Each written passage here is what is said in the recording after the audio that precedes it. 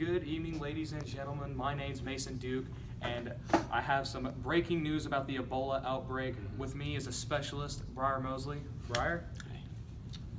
Oh yeah, Mason, the Ebola virus. Well, we actually found really disturbing news about it. This outbreak has become one of the most deadly outbreaks in modern history. So, what about the symptoms?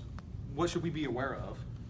Well, it starts with fever, severe headache, weakness, bleeding, or bruising, and it usually ends up in death if not treated immediately. So, why is the disease spreading so rapidly? It's a virus, which means it can be easily spread. It was first discovered in 1976 near the Ebola River and just slowly expanded through time. Okay.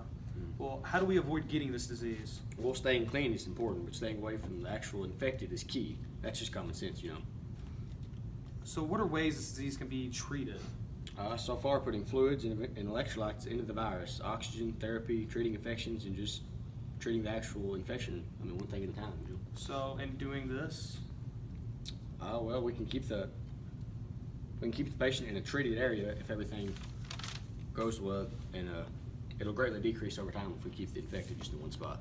so at the start, you said this is becoming one of the most deadliest outbreaks. Can you please elaborate? Oh yeah, so in a recent outbreak, actually, more than 1 million people were affected, and I think 18,000 people were infected at first. And the death toll reached, I believe, 7,400. So we're looking at 7,400 lives that form an uncontrollable disease. So you mentioned 18,000 people, but what's the risk of getting this?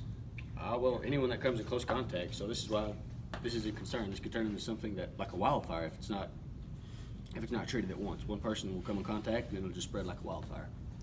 Well, thank you for coming on such short notice. No problem. I hope you at home have a clear view of what is really happening. All right, thanks, Mason. Thanks, Briar. Have a good day.